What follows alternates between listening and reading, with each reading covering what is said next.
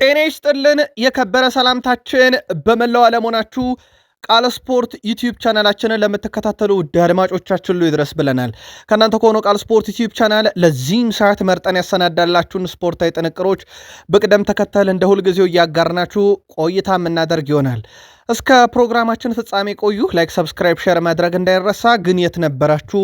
ከደርቢ እስከ ዋንጫውን የማንሳት ሂደትን የሚጠቁም ፍልሚያ በተወዳጁ እንግሊዝ ፕሪሚየር ሊግ ዛሬ በርከት ያሉ ጨዋታዎችን ስለተመለከትን የት እንደነበራችሁና ስሜቶቻችሁን አጋሩን። እኛ አስቀድመን እንደ ሁልጊዜው የአገር ቤት ጉዳዮችን ለእናንተ ውድ አድማጮቻችን እናካፍላችኋለን። በአውሮፓ የመረጃ ሰዓታችን ታላላቆቹን የአውሮፓ ክለቦች የተመለከተ ወቅታዊና ዕለታዊ ጥንቅሮቻችን እንደተጠበቁ ናቸው።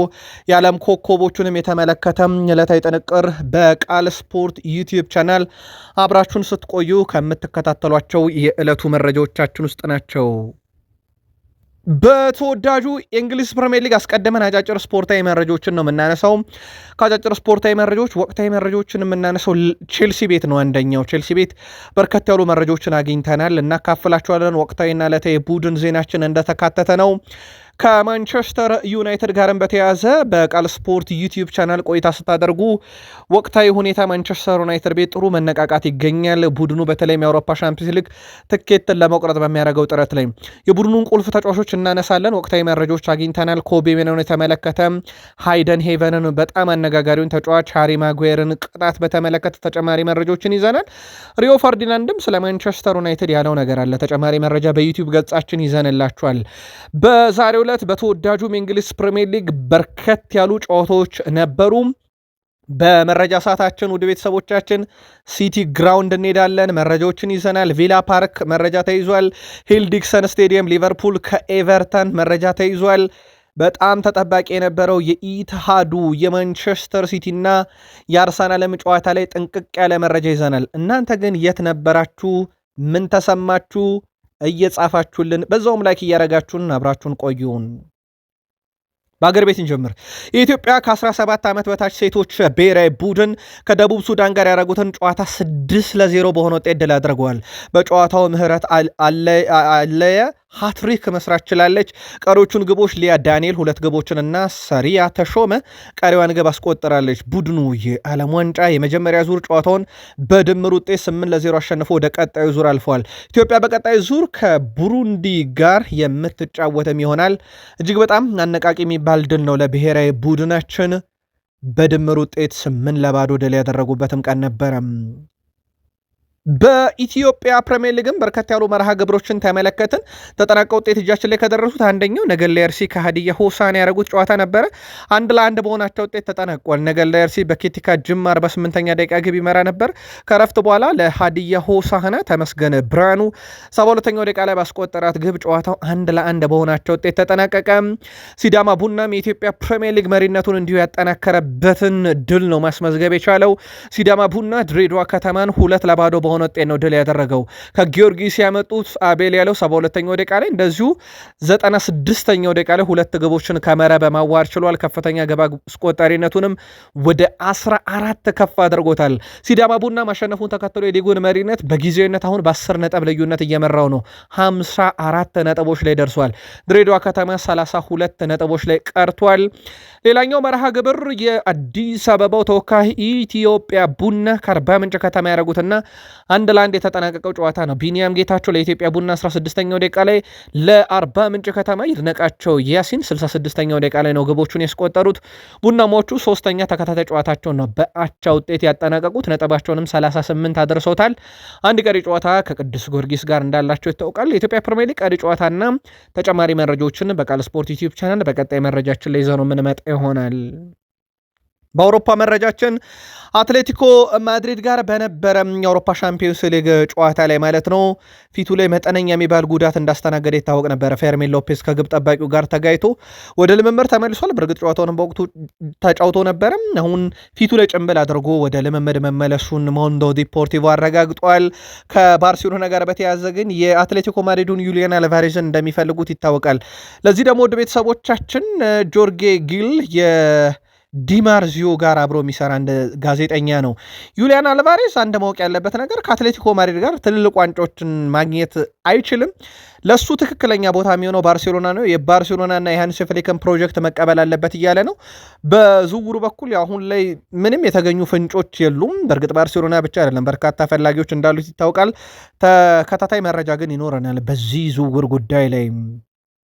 አንቷን ግሪዝማን 2014 የስፔን ሱፐር ካፕን ካሸነፈ በኋላ ምንም አይነት የስፔን የሀገር ውስጥ ውድድሮችን ሳያሸንፍ ነው ከአትሌቲኮ ማድሪድ ጋር ቆይታውን የሚያጠናቀቀው። ምናልባት የአውሮፓ ሻምፒዮንስ ሊግን ሊያነሳ የሚችልበት እድል አለ።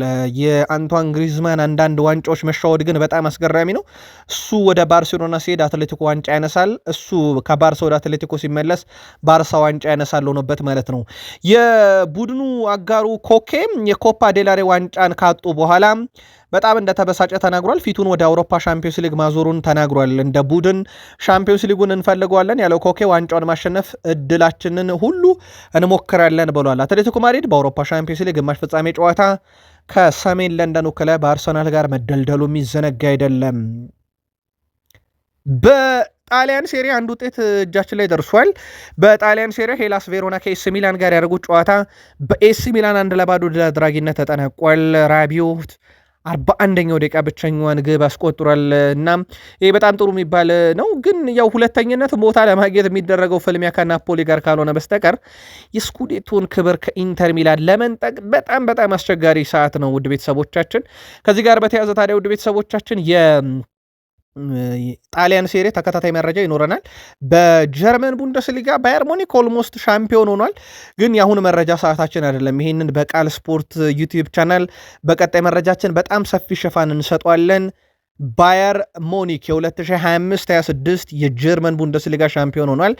በዚሁ አጋጣሚ የጣሊያን የጀርመንና የፈረንሳይ ሊግ ጨዋታ ሙሉ ውጤቶችን በቀጣይ መረጃ ሰዓታችን አካተን በዚሁ የምናመጣ መሆኑን በቃል ስፖርት ዩቲዩብ ቻናል ቃል ገብተናል። በመካከለኛው ምስራቅ የኤዥያ ሻምፒዮንስ ሊግ ጨዋታ ተካሂዶ ነበረ። ይህ ጨዋታ ደግሞ አልናስር ከአል ዋሽሊ ጋር ያደረጉት ጨዋታ ነበረ። አልናስር 4-0 በሆነ ውጤት ከሜዳ ውጭ ድል አድርጓል። ሲአር7 ክርስቲያኖ ሮናልዶ 11ኛው ደቂቃ ላይ 1 ብሎ የጀመረው ግብ ማርቲኔዝ 24ኛው ደቂቃ ላይ 2 አረገው። አልአሚሪ 26ኛው ደቂቃ ላይ 3፣ ሳዲዮ ማኒ 80ኛው ደቂቃ ላይ 4ኛዋን ግብ አስቆጥሮ አልናስር ድል አደረገ። በጣም አስገራሚ ነገር ውድ ቤተሰቦቻችን አልናስር 18 ተከታታይ ድል ነው። ያለመሸነፍ ጉዞ ብቻ አይደለም 18 ተከታታይ ድል። ሲአር7 ክርስቲያኖ ሮናልዶ ግብ አስቆጠረ። ያ ማለት 969 ግብ ደረሰ ማለት ነው። ክርስቲያኖ ሮናልዶም የመጀመሪያ አልናስር ተጫዋችም ሆኗል። ለኤዥያ ሻምፒዮንስ ሊግ እንግዲህ ለክርስቲያኖ ሮናልዶ እንግዲህ ምናልባት በትልቅ ዋንጫ ደረጃ የኤዥያ ሻምፒዮንስ ሊግም ሊያነሳ የሚችልበት እድል ተፈጥሯል። በጣም ወሳኝ የተባለ ድል ነው። እንዳልኳችሁ ደግሞ በግልም በሪካርድ ደረጃ የያዘው መንገድ ትልቅ የሚባል ነው። ሮናልዶ 1000 ግቦች ላይ ሲደርሳል ወይ በቀጣይ ይጠበቃል። በዚሁ ሌላኛውን ኮከብ ሊዮኔል አንድሬስ ሜሲን እናንሳ። በቃል ስፖርት ዩቲዩብ ቻናል በማደዳው ጥንቅራችን ሊዮኔል አንድሬስ ሜሲ 2 ግቦችን እንዳስቆጠረ አንድ በጨዋታ አንድ በፍጹም ቅጣት የምትነግረናችሁ ነበር። 3-2 ሲያሸንፉ 1148ኛ ጨዋታው ነው። በነገራችን ላይ ያ ጨዋታ 905 ግብ ደረሰ። 407 አሲስት አለው። በእግር ኳስ ታሪክ በርካታ የግብ አስተዋጽኦ ያለው እሱ ነው። ወደ 1312 የግብ አስተዋጽኦ እንደማለት ነው። 112 የፍጹም ቅጣት ምቶችን ቆጥሯል። 71 የቅጣት ምት ጎሎች አሉት። 60 ሃትሪኮችን ሰርቷል። በ451 ጨዋታ የጨዋታ ኮከብ ተብሏል።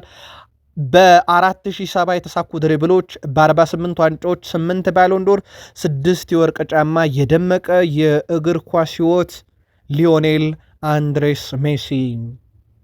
ቃል ስፖርት ዩቲዩብ ቻናል ላይ ናችሁ። የሰዓቱን የተመራረጡ ስፖርታዊ ጥንቅሮች እያካፈልናችሁ እንገኛለን። ከተወዳጁ የእንግሊዝ ፕሪሚየር ሊግ ብቻ ወዳገኘናቸው መረጃዎች እንሻገር። ዛሬ ግን በፕሪሚየር ሊጉ የት ነበራችሁ? በተለይ መርሲሳይድ ደርቢ ሂልዲክሰን ስቴዲየም ኤቨርተን ከሊቨርፑል፣ ከዛ ቀጥሎ ደግሞ ኢታድ ስቴዲየም ላይ የፕሪሚየር ሊጉን ዋንጫ ፍንጭ የሚሰጠው ጨዋታ አርሰናል ከሲቲ የት ነበራችሁ? መልከቶቻችሁን አጋሩን። እኛ በጨዋታዎቹ ዙሪያ ጥንቅቅ ያለ መረጃ ይዘናል። በድጋሚ አብራችሁን ቆዩ።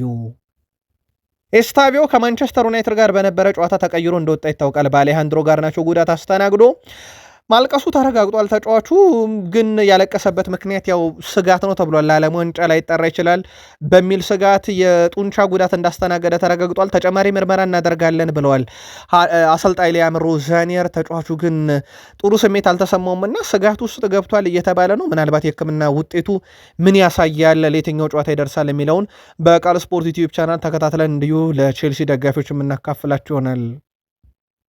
ኮል ፓልመር ምንም የተቀየረ ነገር የለም ብሏል በቼልሲ ቤት። አምናም ዘንድሮም የቼልሲ ቡድን ዓላማው ዋንጫዎችን ማሳካት ነው፣ ለእያንዳንዱ ዋንጫ በቁርጠኝነት መጫወት ነው ስራችን ብሏል። ያው የፕሪሚየር ሊግ ዋንጫ በሂሳባዊ ስሌት ቼልሲ ወጥቷል። እንደ ኤፍኤ ካፕ ያለው ዋንጫ ዘንድሮ አንድ እድሉን የሚሞክርበት ነው። ከዛ ውጭ ያው ከአውሮፓ ሻምፒዮንስ ሊግም እንደተሰናበተ ይታወቃል። ግን በዛው ገጽ ላይ ነን ብሏል። ኤንዞ ፈርናንዴዝ ውዝግብ ውስጥ የነበረ ተጫዋች ነው። 2 ጨዋታ ተቀጥቶ በዩናይትድ ጨዋታ ተመለሰ፣ ግን ተቀይሮ ወጥቷል። ከቅያሬው ጋር በተያያዘ ከጉዳት ጋር በተያያዘ ሳይሆን ከድካም ጋር በተያያዘ ነው እየተባለ ነው። በጣም አነጋጋሪ ነው። ጉዳዩን እኛም እያጣራ ነው ለቼልሲ ደጋፊዎች እናካፍላቸዋለን በቀጣይ የዩቲዩብ ገጻችን መረጃ ሰዓታችን ላይ። ኩኮሪያ ከጨዋታው ከተጠናቀቀም በኋላ እሱም በፍጥነት ወደ መልበሻ ክፍል ሊገባ ነበረ፣ ግን የቼልሲ የሰልጣኝ ስታፍ አባላት ነው የመለሱት። እንደሚታወቀው ኩኮሪያም የኮንትራት ርዝማኔው ከ2 ዓመት አይበልጥም፣ 2027 መጨረሻ ላይ ይጠናቀቃል። ከዚህ ጋር በተያያዘ ታዲያ የተጫዋቹ ልብ ወደ ባርሴሎና ሸፍቷል የሚሉ መረጃዎች ሲወጡ እንደነበረም ከዚህ ጋር በተያያዘ በስፋት ሲነሳ እንደነበረ የሚዘነጋ አይደለም።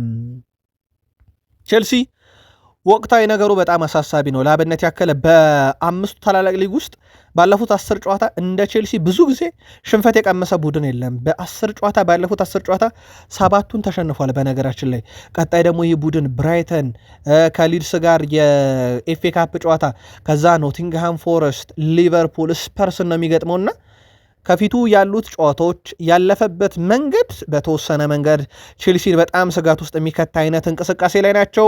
የቡድኑን ተጫዋቾች ብናያቸው ለአብነት ያክል ሊያም ዴላፕ በሁሉም ውድድሮች ውስጥ ለ20 ጨዋታ ጎል አላስቆጠረም። ጋርናቾ በፕሪሚየር ሊግ ለ6 ወራት ግብ አላስቆጠረም። ፔድሮ ኔቶ በ9 ጨዋታ ውስጥ ምንም አይነት ጎል አላስቆጠረም። ኮል ፓልመር በ7 ጨዋታ ውስጥ ምንም አይነት ጎል አላስቆጠረም። ይሄ በጣም አስከፊ ጉዞ ላይ ይመስላል የቼልሲ። እንደ ቀልድ የታየው ነገር ምናልባት ቼልሲን ከአውሮፓ ሻምፒዮንስ ሊግ መድረክ ውጪ ሆኖ እንዳያጠናቅቅም የበርካቶችም ስጋት ነው። በተለይም ዛሬ የተመዘገቡት ውጤቶች በራሳቸው ለቼልሲ ነገሩን ትንሽ ከበድ ያደርግበታል። ውድ ቤተሰቦቻችን ቃል ስፖርት ዩቲዩብ ቻናል ላይ ናችሁ። ከጨዋታዎቹ ውጤት በፊት አስቀድመን አጫጭር ስፖርታዊ መረጃ እናደርሳችሁ ብለን ነው ዩናይትድ ቤት ደረስን። ካሪክ ማዝራዊን ከሃይደን ሄቨን ጋር ነበረ መሀል ተከላካይ አድርጎ ያጣመረውና በጣም ትልቅ ሪስክ ነበረ። አንዱ ወጣት ነው ሃይደን ሄቨን፣ ማዝራዊ ደግሞ በዛ ቦታ ላይ ተፈጥሯዊ ቦታው አይደለም። ስብሰባዎች እና ውይይቶች እንዲሁም የቪዲዮ ትንታኔዎችን አድርገን ነው ያንን ያደረግነው። ጊዜው አጭር ነበር፣ ያሉን አማራጮች እኚህ ነበሩ። ከብዙ ጥናት በኋላ ነው ሁለቱን ያጣመር ነው ብለዋል። ጥምረቱ ሰርቷል። ቼልሲ ግብ እንዳያስቆጥር ሆኗል። 1-0 ያሸነፉት በክሊንሺት ነው የወጣውት። ማንቸስተር ዩናይትድ በእርግጥ እጁ ላይ ምን አይነት አማራጭ ነበረስ የሚለው አንደኛው ትልቁ ጥያቄ ነው። ሉክሾን ወደ መሀል መልሰው ማዝራዊና ዳሎትን ግራና ቀኝ አድርገው በመስመር ተከላካይ ይጫወታሉ ተብሎ ነበር። ከሉክሾ የሚያገኙትን ግን ጥቅም ማጣት አልፈለጉም እና ማይክል ካሪክ ያንን ማድረጋቸውን ነው የተናገሩት። ማይክል ካሪክ ከዚህ በኋላ ወደኋላ አይደለም የምንመለከተው፣ እኛ ወደፊት ብቻ ነው የምንመለከተው ብለዋል። በእርግጥ ተከታዮቻቸው ዛሬ ድል አድርገው ለዩናይትድ ላይ ጫና ያሳደሩበት ነው። ዩናይትድ ያው በራሱ የሚጠበቅበትን 6 ነጥብ ብቻ ማሳካት ነው፣ ወይ 2 ድል ከቀሪዎቹ ጨዋታ በቂ ነው ዩናይትድን ሻምፒዮንስ ሊግ ትኬት ቆራጭ እንዲያደርገው። ማይክል ካሪክ እድሎችን መፍጠር ችለናል፣ ምናልባት ከዚህ በላይ መፍጠር እንችል ነበር የሚለው ነው ትልቁ ጥያቄ። ነገር ግን ዋናው ነገር ድል ነው ብለዋል እሳቸውና ድሉ ተገኝቷል፣ ዋናውም ነገር እሱ ነው ሲሉ ተደምጧል በማንቸስተር ዩናይትድ በኩል። ከዛ ውጭ እሳቸው ካነሷቸው ነጥቦች ውስጥ አንዱ ሃይደን ሄቨንን በተመለከተ ነው። ብዙ ጨዋታ ባልተጫወተበት ሁኔታ እንደዚህ ያለ ጨዋታ ውስጥ ገብቶ መጫወት ቀላል አይደለም። በልምምር ላይ በጣም ጎበዝ ነው። እሱ ተፈጥሯዊ ተሰጥኦ ያለው፣ በወጣት ተጫዋቾች ላይ ማየት የምፈለገውን ነገር ከሱ ተመልክቻለሁ። ለዛም ሜዳ ላይ በድፍረት ነበር ያስገባውት ብሏል። እንዳልኳችሁ ግን አማራጭም አልነበራቸውም። ካሪክ የሜኑን ብቃት በተመለከተ ከኔ መምጣት በኋላ ምርጡ ብቃት ነው ብዬ አስባለሁ። ለጨዋታው ዝግጁ ሆኖ ቀርቧል። በጨዋታው ላይ የተለያዩ ብቃትን አሳይቷል ብለዋል። በጣም ረጋ ያለና ሰላማዊ ሆኖ አግኝቼዋለሁ ብለዋል። እሳቸው በሜዳ ላይ ትልቅ ተጽዕኖ ነበረው። በመከላከል ረገድም ጥሩ ነበረ። በጣም ከባድ በሆነ ድባብ ውስጥ ምን ማድረግ እንደሚችል ለማሳየት ታላቅ ጥራትና መረጋጋት አይቼበታለሁ ብለዋል። ኮቢ ሜኖ በዚህ ሳምንት ብዙ ልምምድ ባይሰራም ነገር ግን ባደረጋቸው ጥቂት ልምምዶች ብቻ ሜዳ ላይ ተገኝቶ ምርጡን አሳይቷል ብለዋል። በነገራችን ላይ ኮቢ ሜኖ ለማንቸስተር ዩናይትድ ቋሚ ሆኖ በጀመረባቸው ጨዋታዎች ውስጥ ማለት ነው 8 ድል 2 አቻ 1 ሽንፈት ብቻ ነው ማንቸስተር ዩናይትድ የገጠመው።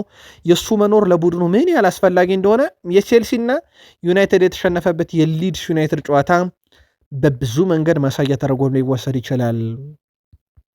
በማይክል ካሪክ በኩል ሌላኛው የተነሳው ነጥብ ከድሉ በኋላ ደጋፊዎችን ማመስገን አለብን። እነኚህ ደጋፊዎች እግር ኳሳችን ውብ እንዲሆን ረድተውናል ብለዋል።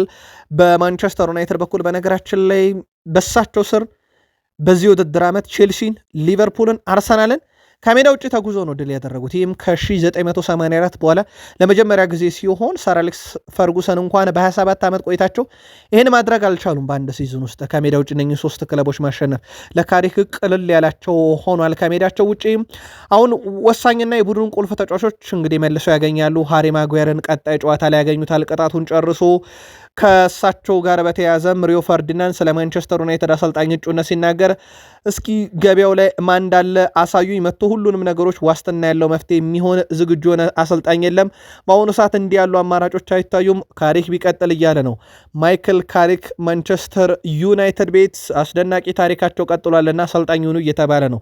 በእርግጥ ዩናይትድ ያመጣቸውም ተጫዋቾች በክረምት ሰርተዋል። ለአብነት ያክል 3ቱም ተጫዋቾች ማቲያስ ኩኛ፣ ብሪያን ቤሞና እንደዚሁም ደግሞ ቤንያሚን ሼሽኮ 10 ሲደመር የግብ አስተዋጽኦ ላይ 3ቱም መድረሳቸው ይታወቃል። ወደ ጨዋታዎቹ እንመለስ።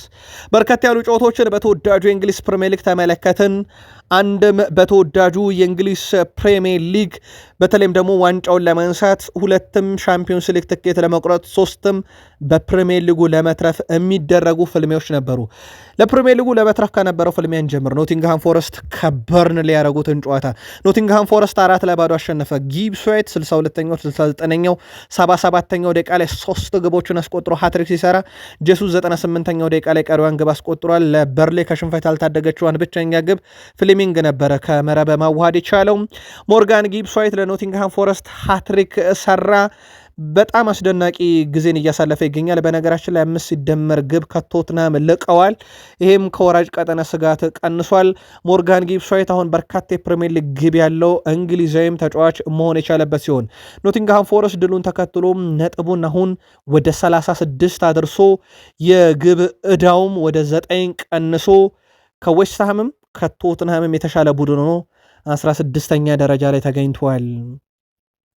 አስቶን ቪላ በቪላ ፓርክ ቀጣይ ውድድር ዓመት የአውሮፓ ሻምፒዮንስ ሊግ ትኬትን ለመቁረጥ ዋስትና የሚሰጥ አይነት ድል ነው ያገኘው። ከሰንደርላንድ ጋር ያደረጉት ጨዋታ 4-3 አስቶን ቪላ ድል አደረገ። የአስቶን ቪላን ድል የማድረጊያ ግቦች ኦሌ ዋትኪንስ 2ኛውና 36ኛው ደቂቃ ላይ፣ ሮጀርስ 47ኛው፣ ታሚ አብርሃ 93ኛው ደቂቃ ላይ ሲያስቆጥሩ ሰንደርላንድ 3ም አስቆጥሮ ተሸንፏል። ሪጌ 9ኛው፣ ሂዩም 86ኛው፣ ኢስዶር 87ኛው ደቂቃ ላይ ገብ ያስቆጥሩም። ሰንደርላንድ ግን 3 አስቆጥሮ በአስቶን ቪላ 4-3 ተሸንፎ አስቶን ቪላ በጣም ወሳኝ የተባለ ድል አግኝቷል። ሊቨርፑል በመርሲሳይድ ደርቢ ጨዋታ ኤቨርተንን በሄልዴክሰን ስቴዲየም ድረስ አቅንቶ 2-1 በሆነ ውጤት ድል አድርጓል። በጨዋታው ሳላ 29ኛው ደቂቃ ላይ ሊቨርፑል መሪ ያደረገ፣ ቤቶ ከረፍት በኋላ 54ኛው ደቂቃ ላይ ኤቨርተንን አቻ ያደረገ፣ ቨርጅል ቫንዳይክ 90ው ደቂቃ ተጠናቆ በ11ኛው ደቂቃ ላይ ግብ አስቆጥሮ ሊቨርፑል 2-1 በሆነ ውጤት ድል አደረገ። ሊቨርፑል ድሉን ተከትሎ ነጥቡን 55 አደረሰ። ኤቨርተን በሽንፈቱ ምክንያት 47 ነጥብ ላይ ቀረ። ቀጣይ ቅዳሜ ሊቨርፑል ከክሪስታል ፓላስ በአንፊልድ ሮድ ስቴዲየም፣ እንዲሁም ኤቨርተን ወደ ለንደን ስቴዲየም አቅንቶ ዌስትሃም ዩናይትድን የሚፋለም ይሆናል። ለሊቨርፑል ግን በጣም ወሳኝ የተባለ ድል በደርቢው ላይ አሳክቷል። ሳላ የስቴቨን ጄራርድን ሪካርድ ተጋርቷል። በመርሳይድ ደርቢ ጨዋታ 9 ጎሎችን ጎል ማስቆጠር እንደመቀጠል ተስፋ አደርጋለሁ። ቡድኑም ለሻምፒዮንስ ሊግ ለማብቃት እረዳለሁኝ። ከዛም በትክክለኛው መንገድ ክለቡን እለቃለሁ ብሏል። በሂልዲክሰን ስቴዲየም በመርሳይድ ደርቢ ላይ ጎል ያስቆጠረው የመጀመሪያው የሊቨርፑል ተጫዋች ሳላ። በነገራችን ላይ ሳላ ሊቨርፑልን በአመቱ መጨረሻ እንደሚለቅ ካሳወቀ በኋላ በተጫወተባቸው ተከታታይ ጨዋታ ጎል አስቆጥሯል። ተጫዋቹ ተነቃቅቷል ማለት ይቻላል። በጣም ድንቅ ጊዜንም እያሳለፈ ነው፣ በተለይም ከሰሞኑ። ሌላኛው ቨርጂል ቫንዳይክ ነው። ቫንዳይክ ከፕሪሚየር ሊግ የመጀመሪያ ጨዋታውን ካደረገበት ጊዜ ጀምሮ 29 ግብ አስቆጥሯል። አንድም ተከላካይ እሱ በፕሪሚየር ሊጉ መጫወት ከጀመረ በኋላ ያስቆጠረውን ያክል ግብ አላስቆጠሩም። ሌላኛው ሪዮ ንጉማ ነው። ሪዮ ንጉማ ለሊቨርፑል የመርሳይድ ደርቢ የወደፊት ተስፈኛ ተጫዋች እንደሚሆንም እንዲሁ የታየበት ነበረ። እንዳጠቃላይ ሊቨርፑል በጣም ወሳኝ ምሽት ነበር ያሳለፈው። ምናልባት በቁጥር ጨዋታውን ከፈለጋችሁ ሊቨርፑል 2-1 እንዳሸነፈ። የሊቨርፑል ግብ የማስቆጠር ንጻሪ 1.45 ነው። ተጨማሪ አንድ ግብ አገኘ። ኤቨርተን 0.8 ነበር። ኦልሞስት በቂውን ግብ አግኝቷል የማለት ያክል ነው። በሙከራ ደረጃ ብናይ ሊቨርፑል 14 ኤቨርተን 10፣ ኢላማውን የጠበቀ ሊቨርፑል 6 ኤቨርተን 4፣ የኳስ ቁጥጥር ሊቨርፑል 56 በመቶ ኤቨርተን 44 በመቶ ነበረ። ድሉ ግን ለሊቨርፑል በብዙ መንገድ የጠቀመ ነው። በአውሮፓ መድረክ ከተሳተፈን ትልቁ ስኬት ይሆናል እያሉን ዴቪድ ሞይስ አሁን ያሉበት ደረጃ 10ኛ ነው። 47 ነጥብ ያላቸው በቀሩት ጨዋታ ማድረግ ይችላሉ፣ ግን እንዴት ይሆናል የሚለው ይጠበቃል። ኤቨርቶን አሰልጣኝ ዴቪድ ሞይስ በዚህ ዓመት ትልቁ ግባቸው የአውሮፓን ትኬት ተቆርጦ ማጠናቀቅ ነው። መክሎም ወደ ኤቨርተን ስመለስ በድጋሚ ስለ መውረድ ጥያቄ መጠየቅ አልፈልግም፣ ዋናው የምፈልገው ነገር የአውሮፓን ትኬት መቁረጥ ነው ብለዋል።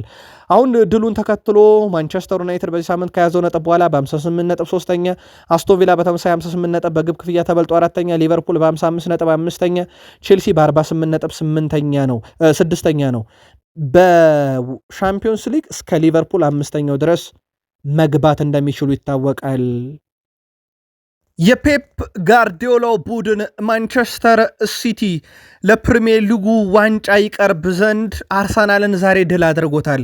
በጣም ወሳኝ የተባለ ድል ነው። በኢታድ የፔፕ ጋርዲዮላ ቡድን የሚኬል አርቴታው ቡድን አርሰናል የተቀናጀው ሪያን ሼርኪ 16ኛው ደቂቃ ላይ መሪ ያደረጋቸው ሲቲዎችን ካይ ሃቨርዝ የጃልጂ ዳናሮማን ስህተት ተከትሎ 18ኛው ደቂቃ ከ2 ደቂቃ በኋላ ያደረገ። ከረፍት በኋላ ኤርሊንግ ብሮት ሃይላንድ ሲቲን ወደ 2-1 መሪነት ቀይሮ በዛው ጨዋታው ተጠናቀቀ።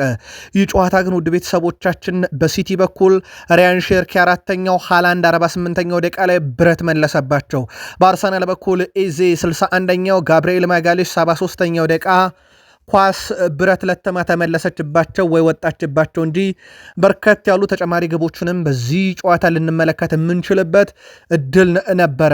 በጨዋታው ላይ በአርሰናል በኩል በሲቲም በኩል 2 ተጫዋቾች የቢጫ ካርድ ሰለባ ሲሆኑ ሲቲ በወሳኙ ድል ምክንያት የዋንጫ ተስፋው አሁን ከአርሰናል እኩልም ከዛም በላይ ሊያደርግ የሚችልበትን እድል ነው ያሳካው። ሮድሪ 88ኛው ደቂቃ ላይ በጉዳት ከሜዳ ወጥቷል። ጨዋታውን በቁጥር ከገለጽ ነው ሲቲ 59 በመቶ የኳስ ብልጫ ነበረው፣ አርሰናል 41 በመቶ። በማዕዘን ምት ብናይ ሲቲ 8 በታ አርሰናል 5። አጠቃላይ ሙከራ ብናይ ሲቲ 15 ሞከለ፣ አርሰናል 9። ኢላማውን የጠበቀ በሲቲ በኩል 5 አርሰናል 3። በግብ ጠባቂ ደረጃ እንኳን ብናይ ዳቪድ ሪያ 2 ያለቀለት ኳስ አድኗል። ጃልጂ ዳናሮማ 1 ብቻ ነው የማዳን ግዴታ ውስጥ የነበረው። በኳስ ቅብብል እንኳን ብናይ ሲቲ 480 ኳስ ተቀባብሏል፣ አርሰናል 335 ብቻ። ኳስ የማቀበል ስኬት የሲቲ 84 በመቶ ስኬታማ ነው፣ የአርሰናል 75 በመቶ ብቻ ነው። በሁለቱ ክለቦች በኩል በጨዋታው ላይ የነበሩ መሰረታዊ የሚባሉ ልዩነቶች እነኚህ ናቸው። አሁን ውድ የቃል ስፖርት ዩቲዩብ ቻናል በዩቲዩብ ገጻችን ላይ የምትገኙ አርሰናል 70 ነጥብ ይዞ አንደኛ ነው። ሲቲ በ67 ነጥብ ሁለተኛ ሲሆን ሲቲ ከፓላስ ጋር አንድ ተስተካካይ መርሃ ግብር አለው። አሁን ሲቲ ያንን የፓላስን ጨዋታ ድል ካደረገ በነጥብ ከአርሰናል ጋር ይስተካከላል። ልዩነት የሚሆነው የግብ ነው ማለት ነው። አርሰናል አሁን 37 የግብ ልዩነት አለው፣ ሲቲ 36 አለው። ሲቲ ፓላስን ከ2 ሲደመር ግብ በላይ ልዩነት ካሸነፈ የፕሪሚየር ሊጉን አንደኝነት ከአርሰናል መረከብ ይችላል። የፕሪሚየር ሊጉ ዋንጫ ወዴት እያቀና ነው? ከጨዋታውስ በኋላ ጋርዲዮላ፣ ከጨዋታውስ በኋላ ሚኬል አርቴታ፣ ከጨዋታውስ በኋላ ሌጀንዶችና ታዋቂ ሰዎች ጨዋታው ላይ ተጨማሪ የነበሩ አነጋጋሪ ሁነቶችን ጨምሮ ቃል ስፖርት ዩቲዩብ ቻናል በቀጣይ የመረጃ ሰዓታችን ሰፊ ሽፋን ይዘንበት እንመለሳለን። አሁን በፈጣን የመረጃ ሰዓታችን ለእናንተ ውድ አድማጮቻችን ጨዋታዎቹን ውጤት እናደርስ ብለን የመጣ ነው። በማለዳው እንገናኝ። ሰብስክራይብ አድርጋችሁ የደወል ምልክቷን ተጫኑ። ጥንቅቅ ያሉ ለየት ያሉ መረጃዎችን ይዘን ማለዳ እንገናኝ።